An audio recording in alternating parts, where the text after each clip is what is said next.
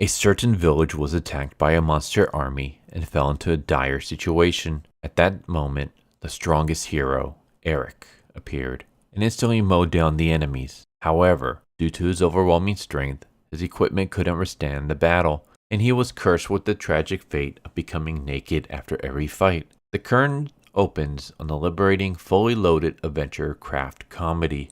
Hello and welcome to another manga spotlight. Today's series is I Have No Clothes to Go on an Adventure by Neji Tojo. And this is a comedy fantasy series, not an isekai, but still within that same similar setting. And as you can probably guess by the title and the premise, this is a story where our main character is OP to the point where his clothes don't have the durability to keep up with his strength. So after every fight, his armor ends up breaking and he becomes butt naked. And so we have this other character named Rose, who is a seamstress, and she basically follows him around and is trying to create the perfect armor for him to wear.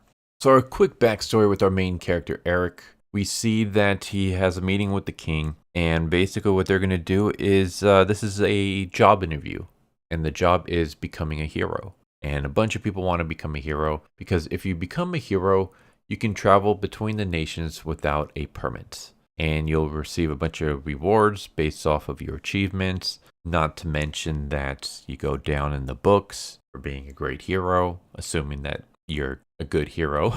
And so Eric is at this job interview. He's an apprentice knight. He has done all the exams and he's passed all of them. He's defeated monsters. He's won tournament battles. All he has to do now is get through this interview. And they ask him, well, why are you applying to become a hero? And he explains his story. And his story is very cliche. Basically, he lived in a quiet village with his mom. And then one day a monster came and attacked and killed his mother in front of him. And before the monster could kill Eric, the hero at that time showed up and defeated the monster. And basically apologizes, says, I'm sorry, I couldn't get here sooner. I could have saved your mother. And since that day, he basically wants to create a world where people don't have to be afraid of monsters. Like his predecessor, he wants to become a great hero. And everybody's like, oh wow, that's great. Awesome. You pretty much have this job. But as he's getting up, his buttons on his coat end up just flying. His clothes get torn to shreds, and one of the buttons ends up hitting the king in the head and knocking him out. And because of that, his application gets rejected. And he's like, damn it, man. Like, I did everything and now my dreams are crushed because my clothes won't stay on my body. And as he's wallowing in misery, a monster attacks the kingdom and is about to kill this little boy when Eric shows up and kills the monster and saves the day. And of course, everyone's like, what the hell's wrong with this guy? This dude's a pervert because he's butt naked in front of this little kid. And that's when the guards show up with the king. And before they can arrest Eric, the king's like, oh, you saved my grandson. Thank you so much. I commend your service, and because of that, I shall recognize you as a hero. And because you use fire elements, you will now become the hero of flame. So now there are two heroes. There's the hero of flame and the hero of ice, and their job is to defeat the Demon King. And then we start with chapter 1. This was just like a little bonus story. Chapter 1 actually starts a year after this, where we have a kingdom being attacked by the Demon King's army, which is basically just an army of skeletons. The army of the dead from Evil Dead, pretty much. And we see Eric wearing armor. And I love the fact that his sword, like the grip of it, is basically a dumbbell. So he goes and he attacks the army. And with one slash, he's able to defeat this entire army. And everyone's cheering and Eric is like posing after the slash. And then his armor completely shatters and he's butt naked. And explained that Eric is a hero, but he is so strong that the durability of his equipment could not keep up with him. And every time he fought, his clothes would tear and he would be completely naked. He was doomed to a sad fate. And then that's when we cut to Rose. And Rose is a tailor. She runs her own business in the commercial sector. She makes clothes for adventurers who want to conquer dungeons. She also makes clothes for businesses, for civilians, for demi-humans, regular humans, beast folks, elves, fairies. We see her making one for a giantess. She makes clothes for everybody. And she herself happens to be a cat lady. So we're going to get Monster Girls in this series for anyone who's a fan of Monster Girls. And that's when Eric shows up completely butt naked and says that he needs armor. And of course, her first reaction is to try to kick him between the legs. And this dude has balls of steel because it doesn't affect him in any way, it seems. And he basically says, I'll pay as much as you want. Can you give me some sturdy armor? And then she kicks him between the legs again because she thinks he's just a rich pervert. And then she sees, wait a second, that marking that you have, that's the emblem of the sun. No way, you're the hero, are you?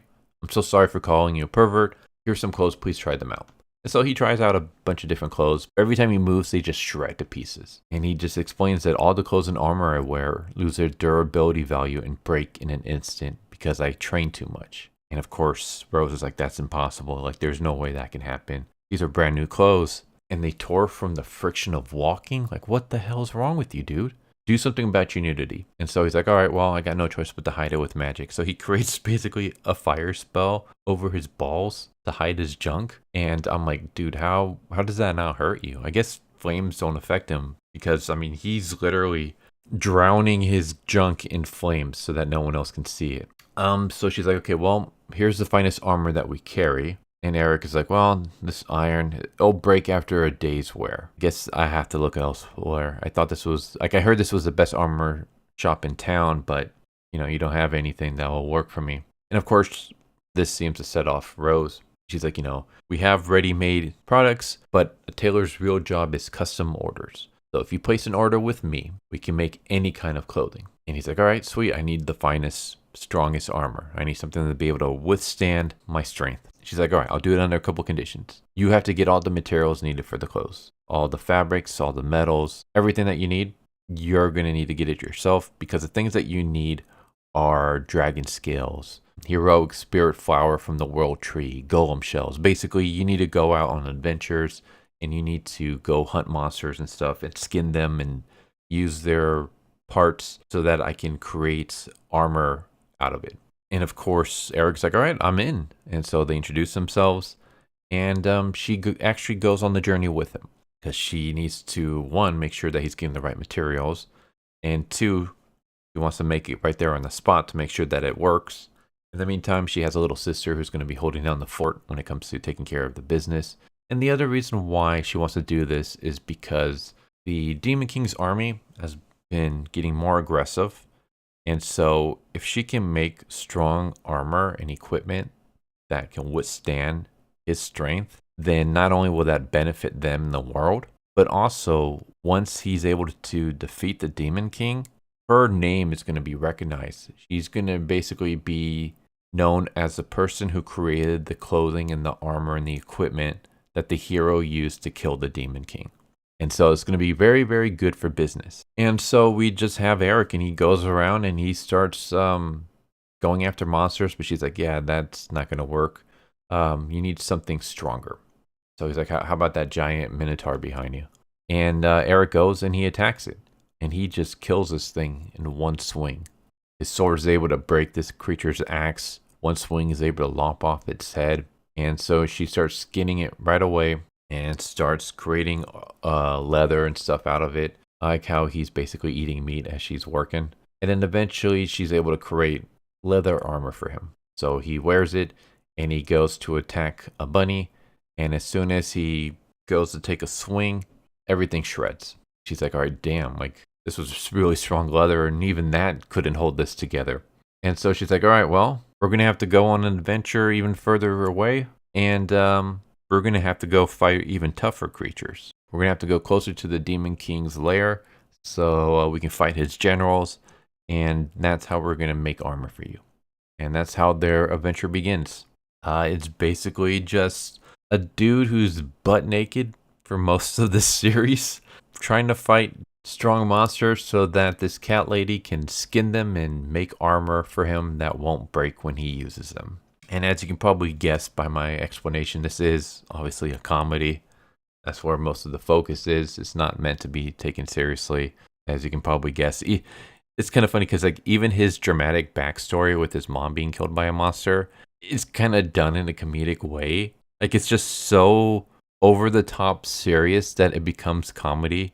It's very much like something out of like Naked Gun, where our main character, he's not comedic himself in the sense that he's not like cracking jokes or anything, but it's just he's put in these situations that's just so over the top, weird, and hilarious, and he takes it so seriously that it just becomes even more funny. So yeah, I've been enjoying this series so far. For anyone who's like worried about the gimmick of him being completely butt naked all the time, eventually he'll start like giving clothing and things that is actually able to withstand some fights.